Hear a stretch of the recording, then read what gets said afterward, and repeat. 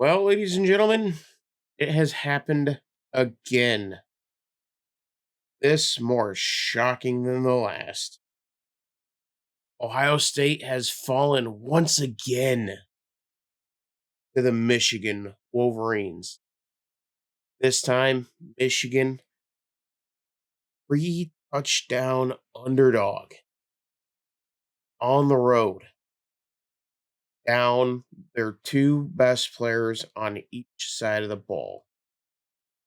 No Ty Johnson, no Colston Loveland. It did not matter. Michigan has once again beaten the Buckeyes, extending their streak over the arch rival to four in a row. The first time we have seen that since 1991. That streak starting in 1988. And Michigan would actually win five of the six, with it 1992 coming in a tie. This is a legendary streak that Michigan, and this is actually the first time an unranked Michigan team has gone into Columbus and beaten the Buckeyes since 1950, the famous Snow Bowl. And for those who may not remember, because that was 74 years ago, um, that coach got fired, and in came Woody Hayes. Now, from all accounts so far, it looks like Ryan Day is still going to be the coach going into 2025. Should he be the coach, though, is the famous question.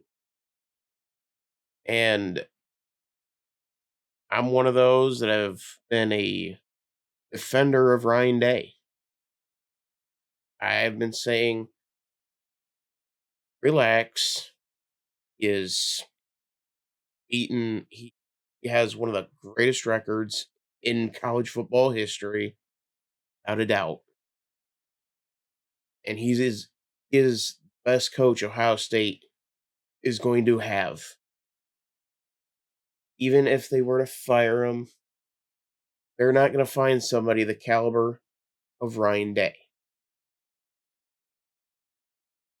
But that was before Saturday, when everybody and their cousin thought it's a foregone conclusion. Ohio State's going to win this game. They're going to go into the Big Ten title game, and they are going to duke it out with Oregon. Oh, now you have no choice if you're Ohio State. You got to part ways. The only thing that can save Ryan Day at this point is winning a national championship. And even that may not be enough.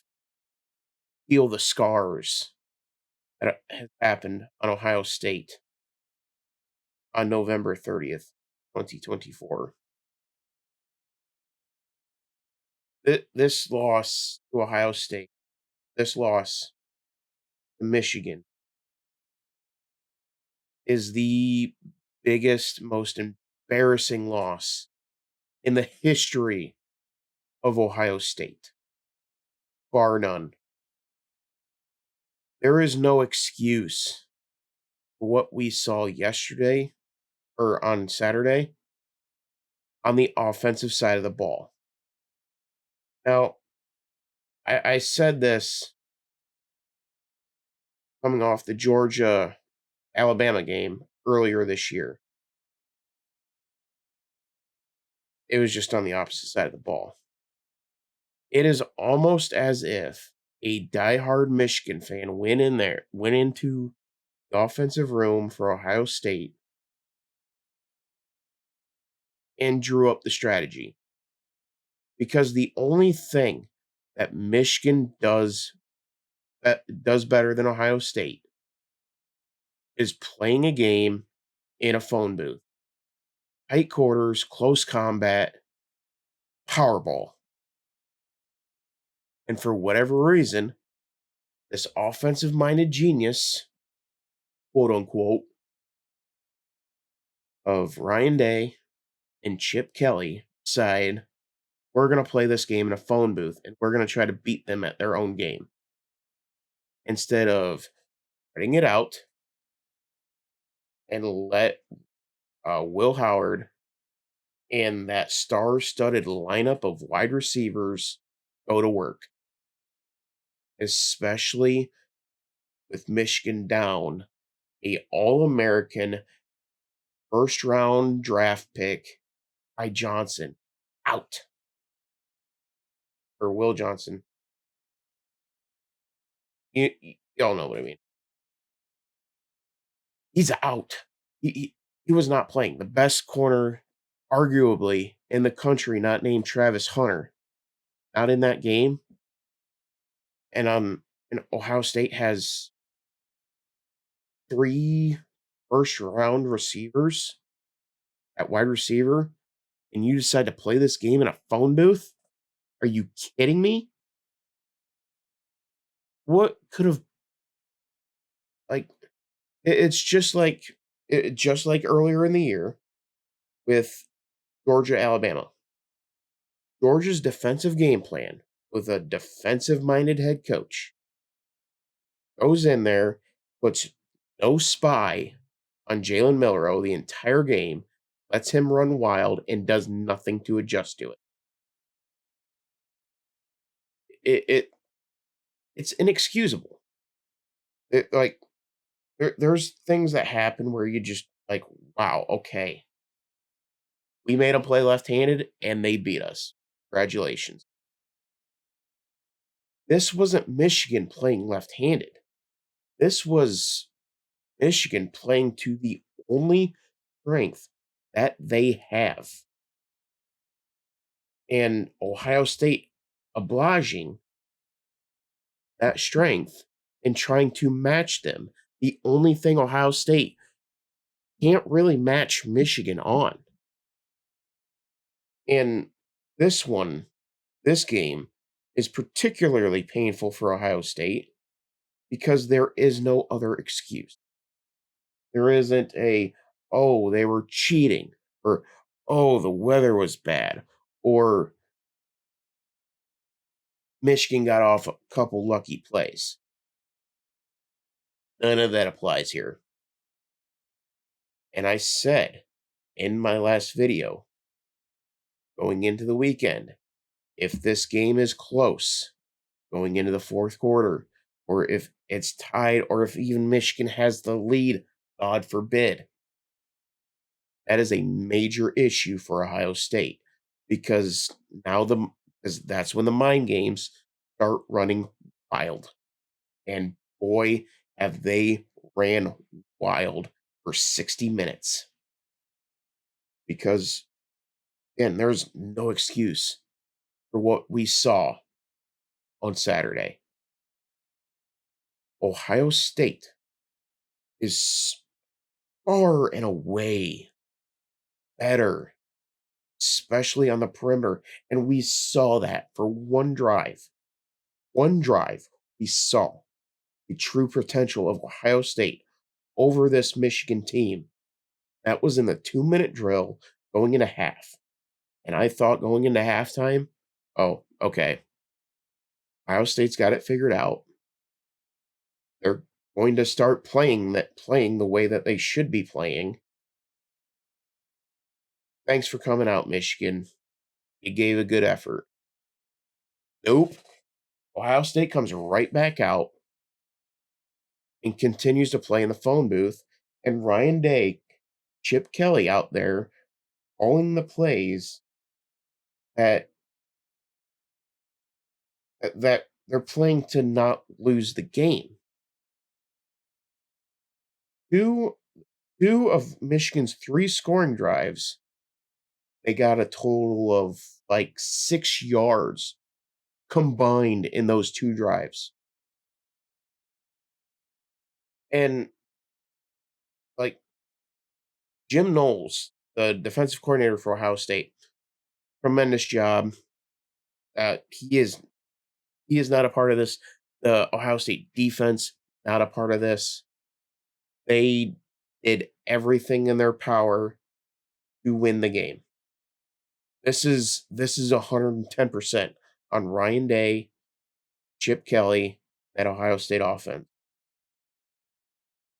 but mainly the coaching staff, the offensive coaching staff.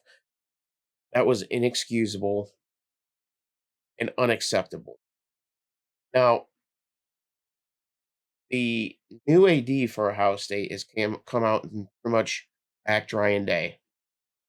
So it sounds like Ohio State's not going to make a move, and Ryan Day is going to get one more, at least one more crack at Michigan. But here's the issue. That is the last Michigan team Ohio State's going to see to be that inept at so many places, especially the entire offensive unit. Bryce Underwood, the number one recruit in the country, the quarterback that everybody is head over heels for, he's coming in and he's bringing friends. Michigan is going full go on the NIL stuff now. And their alumni is a lot richer than Ohio State's. So good luck, Buckeyes. It's going to be a rough couple of decades because that dominant run in the Big Ten, it was already on the rocks with Oregon coming in. Now, with Michigan coming back from the dead, it's over. You are no longer the biggest dog in the park, not by a long shot. You'll still beat Penn State every year, granted, but beating Michigan consistently, beating Oregon consistently is no longer a thing. And it was never a thing with Oregon, but with Michigan, it's no longer a thing. We are never going to see the 2000s and 2010 style of domination from the Buckeyes over Michigan again in our lifetimes. Sherrone Moore, I should say, Sherrone Moore, I had my doubts. I voiced them very clearly all year. This job may be too big for him. He over his skis. Well, Saturday, he proved everybody wrong. He proved not only is he not over his skis, but there's a solid chance that by the time he hangs it up in Ann Arbor, potentially decades from now, he's gonna have a few he's gonna have a few rings on his fingers. And I don't mean a wedding ring either.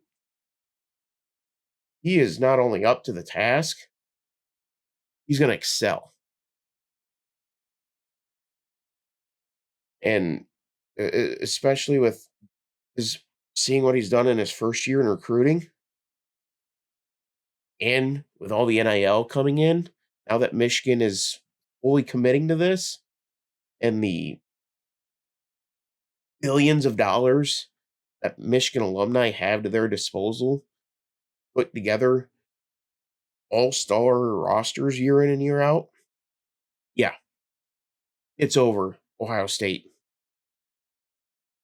And dare I say, you could even have Urban Meyer come back. He cannot save this. It is over for Ohio State. This was their last chance at romance. And granted, they still have a chance at the national championship, but that road is, well, I won't get into that because we just don't know what the path is going to be quite yet for Ohio State. We'll see what the path is, and then we'll officially declare the sky is falling for Ohio State. And for the people trying to defend Ryan Day and saying that, oh, if you fire him, who are you going to get? Who are you going to hire? Well, Mike Vrabel is going to be an option because just like with Jim Harbaugh, when home comes calling because the house is on fire, you come home, you put it out, and then you remodel. Mike Vrabel can do that. Brian Hartline, the current wide receiver coach for Ohio State, I think he can do that. Hey, even Jim Knowles, if you don't think Brian Hartline is quite ready yet. I think he has the potential to be a good head coach. But or just have Chip Kelly step in and then kind of take full control of that ship. Now, this is by no means saying that Ryan Day is a bad coach. He's not. He's a tremendous coach. A plus. He is going he Ryan Day would work at 100 of the 134 Division 1 colleges. He would work perfectly at 133 of them. Problem is, he's at the one where this ain't gonna work. You can be number one in recruiting. You can go 11-0 going into that game in late November. You lose that game against Michigan each and every single year. Yeah, not an option. See you later. Don't let the door hit you where the good Lord split you. And quite honestly, that would be the best thing to ever happen to Ryan Day, because there are several jobs that's going to be up this year that he would be able to step into and right that ship, like in Tallahassee, Florida State. He goes down to Florida State, boom, Florida State's relevant again, boom, Florida State's good again. It's that simple. Now, the men have the fight. The fight, old fight. Planting the flag. The disrespectful Wolverines. Oh, you already won this game. Why you gotta do all that? Blah blah blah blah blah blah blah blah blah blah blah. All right, Gus Johnson. He needed to chill out there. Anybody who says all this fighting is bad for the sport, it's not, because when football season comes back around and everybody's getting hyped for the season again, the hope is reinstated with many programs like a Wisconsin, Nebraska, Iowa, Michigan State, and then in the SEC, Ole Miss, Georgia, Texas, Tennessee, Florida.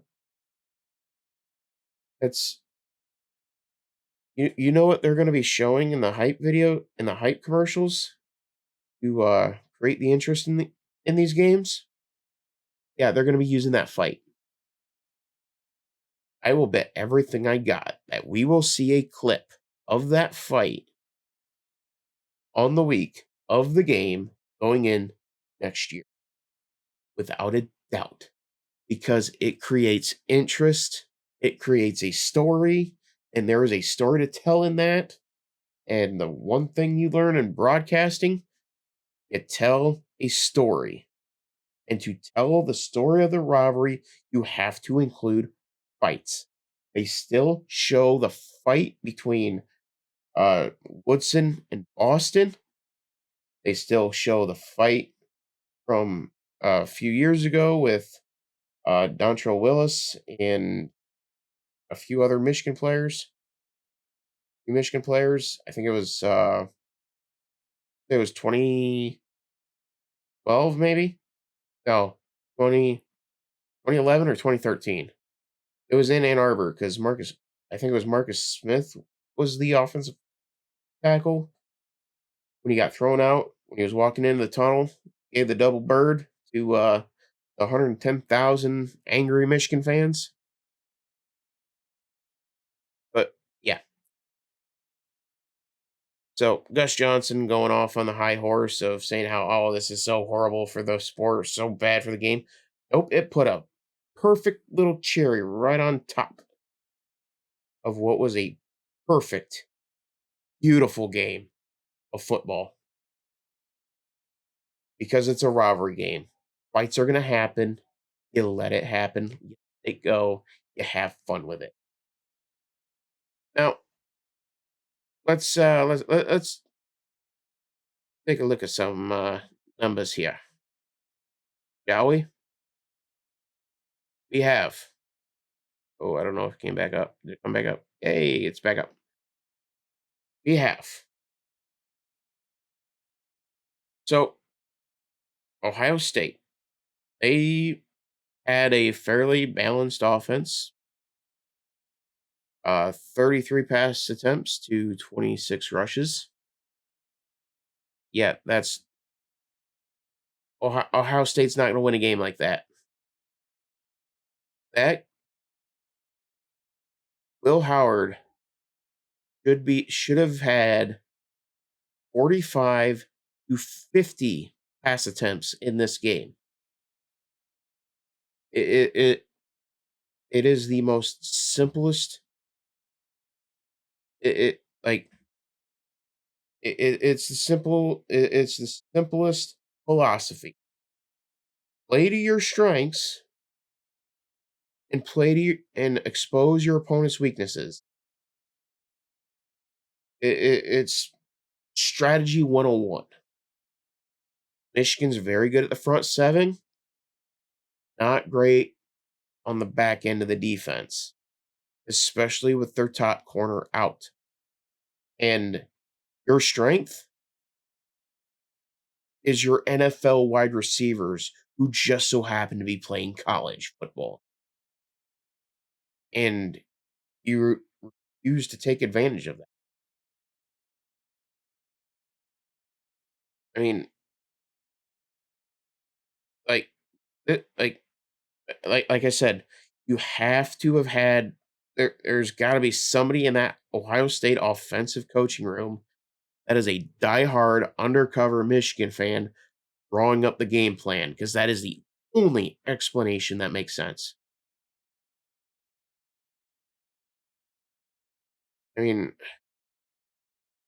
you look at these stats. Leo Mullins, 3.6 yards a carry, one touchdown. Donovan Edwards, 4 carries, 11 yards, held to 2.8 yards per carry. Then you had Ojulari or Alex Orji with his couple of runs, but still, that those rushing stats tell if you look at the stats sheet, don't look at the score, you think, oh yeah, 116 yards from their top running back. Oh yeah, Ohio State had to have crushed them. Nope. I mean, Michigan's two of Michigan's scoring drives, they had under 10 total yards of offense in those drives.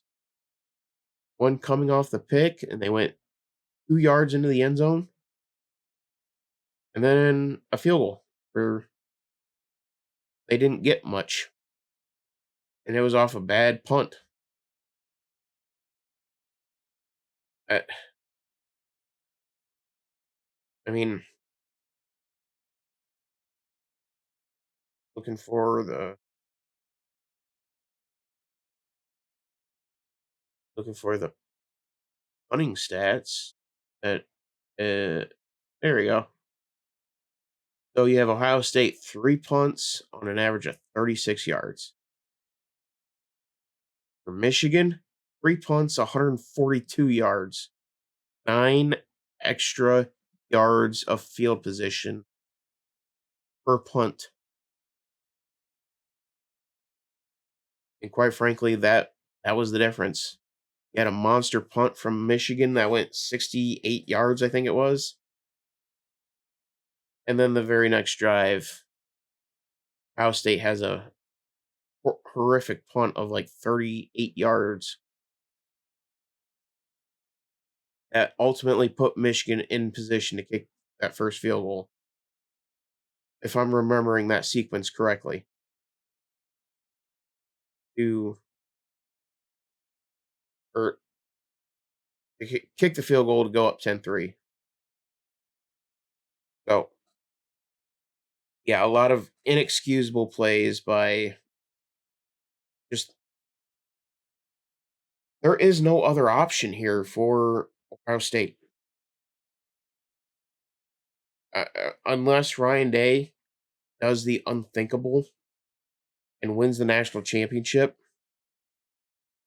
you got to cut ties and then go out and go get yourself a Lane Kiffin, a Todd Monken, the coordinator from Baltimore, a like promote from within with Brian Hartline or Chip Kelly. Whatever you got to do, but Ryan Day's got to leave town. 4 in a row in the second or third biggest recruiting state in the country. Ohio State is one of a handful of teams that don't have to get on the helicopter to get a team full of 5 stars. And you're telling me you can't beat the worst Michigan roster we have really ever seen? No top receiver to speak of, and especially in this game. No targets to throw to. Leo Mullins is your only weapon on offense, with Donovan Edwards going down early. Your quarterback has no business to being a Division I quarterback, and yet here we are. Michigan's the victors. And Ohio State, yeah, they had some injuries on the offensive line, but still,